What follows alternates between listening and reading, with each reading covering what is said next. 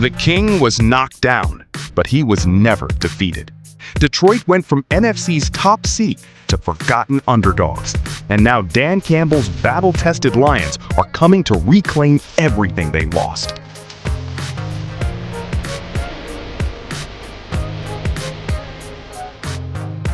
Jared Goff spoke to the insiders yesterday to talk about his team's hunger to get back into the postseason.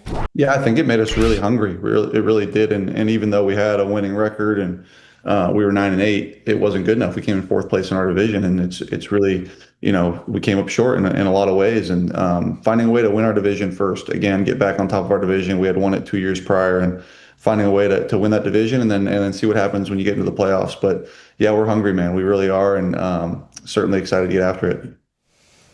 Lions going to be hot and ready in 2026? Ready. Why were there pizza in those boxes? Pizza. Okay, I'm done, I promise. Detroit finished with the best record in the NFC in 2024, 15-2. But the pieces that were there just couldn't live up to that in 2025 as they fell short with Dan Campbell's team. So, Manti, yes. Will the Lions continue to fly under the radar in the NFC North, or will they emerge to what we once knew? No, they're flying under the radar right now, and I think that's exactly where Dan Campbell wants them to be. I mean, you talk about the Chicago Bears. Caleb Williams is on the cover of the Madden cover, and then you have the Minnesota Vikings. Everybody's talking about who's going to be the starting quarterback. Dan Campbell wants to be the unspoken. He doesn't want you talking about them until January. Last year, they lost both their coordinators, and everybody knows that. But not everybody doesn't stress that they lost everybody under them, right? So Dan Campbell had to do a lot of restructuring. He had to do a lot of rehabbing on his coaching front, to the point where he actually took over play calling duties, which he doesn't normally do. So this year, what does Dan Campbell do? He goes back to the DNA of what got them there. That's physical training camps, that's live, that's run the football. Jahmyr Gibbs is now the lone back over there in Detroit. I'm excited to see him run crazy. You still have Amon-Ra St. Brown, who's one of the most exciting wide receivers in the game, blocks hard. Jameson Williams, Sam Laporta, on and on. Now, my only concern is this. Kelvin Shepard is the defensive coordinator. He's going into year 2 there. And you know this, Jaleel. They run a certain type of man coverage that is very, very hard to be great at. They're good, but you have to be able to do one of two things. One, you have to disguise. That's something that Kelvin Shepard didn't do last year, and I think he'll incorporate that a little bit more this year. Number 2 is you have to get pressure some way, somehow. They don't blitz, so a lot of their pressure is predicated on Aiden and all the other guys that are rushing. Yeah. That is my only concern, because offensively, I know what I think I'm going to get out of them. It's just defensively, if they can shore up some things as far as communication and get a little fancy with it, I think there will be somebody that we'll be talking about late into next season. Yeah, man, you hit it on the head. Brad Holmes has created a really good roster over the years. He built that thing from the ground up. And you talked about Dan Campbell. That's what he likes. He likes to be the underdog. We talk about it. Everyone's talking about Chicago, right? Everyone's talking about Green Bay. Green Bay is always in the topic. And then you have Minnesota, who's very intriguing with the quarterback situation. But then when you look at the Lions, they're a team who's built on grit, a team who's built on toughness. When Dan Campbell got the job, they're biting kneecaps, they're scratching, they're crawling. And that's right where they want to be. No one's talking about them. The target's not on their back this year. They're just slowly going to work. They're going to be quiet, and they're going to be a physical team. We talked about Jahmyr Gibbs. You see him on the screen. This is one of the best, if not the best running back in the league, right? They have an offensive line who's bruising. Their identity is to be physical for all 4 quarters. And then on the defensive side, Aiden Hutchinson, he has to be that guy. He has to be that J.J. Watt type player who takes over games when games need to be taken over. And I think that the Lions, with the situation that they're in right now, the position that they're sitting, quiet, calm, not many people talking about them, they're exactly where they want to be. There's a lot of excitement surrounding Jahmyr Gibbs right now, and he split the backfield with David Montgomery for the first few years of his career. It reminded me a lot of James Cook. James Cook split the backfield for a lot of his career. And then all of a sudden last year, the Bills decided, hey, let's give this guy the rock and make him the lead back. Well, what does he do? He leads the NFL in rushing, right? So with the talent that this young man has, Jahmyr Gibbs, and now he has a lot of this pie that is the running back load there in Detroit. I said this yesterday, I do play fantasy football, and Jahmyr Gibbs will be off early in my draft. If I get picked first, Jahmyr Gibbs, you're going first, because there's a lot to expect and a lot to be excited about in Detroit with that man. The King was knocked down, but he was never defeated. A year ago, the Detroit Lions were not just contenders. They were the team everyone feared. They finished the 2024 season with the best record in the NFC, an incredible 15-2 record that made them look like the future of the league. Dan Campbell had built something special. A team with toughness. A team with confidence. A team that believed it belonged among the NFL's elite. But football changes fast. The same Lions that dominated the NFC suddenly became forgotten. Detroit finished 2025 with a 9-8 record. A winning season. But inside that locker room, it felt like failure. Because this team wasn't built just to win games.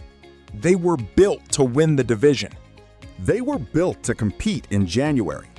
They were built to chase a championship. And now, after falling from the top of the NFC to the bottom of the conversation, Detroit has one thing many teams don't have: anger. One player explained the feeling perfectly.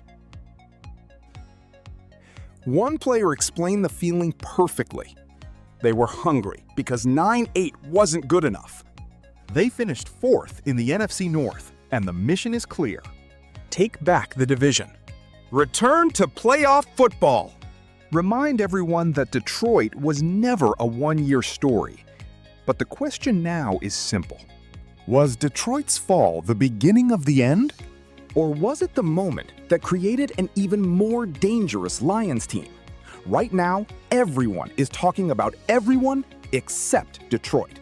The Chicago Bears are getting massive attention. Caleb Williams is on the Madden cover. The Minnesota Vikings dominate headlines because of their quarterback situation. The Green Bay Packers remain one of the most respected teams in the NFC. And Detroit? They are quietly sitting in the background. But that might be exactly where Dan Campbell wants them. Because Campbell understands something important. Attention creates expectations. Expectations create pressure. And pressure can destroy teams. After losing both coordinators last offseason, Detroit faced a massive challenge. It wasn't just replacing 2 coaches. It was rebuilding the entire structure around them. New systems, new communication, new responsibilities. Campbell even stepped into play-calling duties, something he normally doesn't do. Many questioned whether the Lions could maintain their identity. But instead of changing everything, Detroit is returning to what made them dangerous.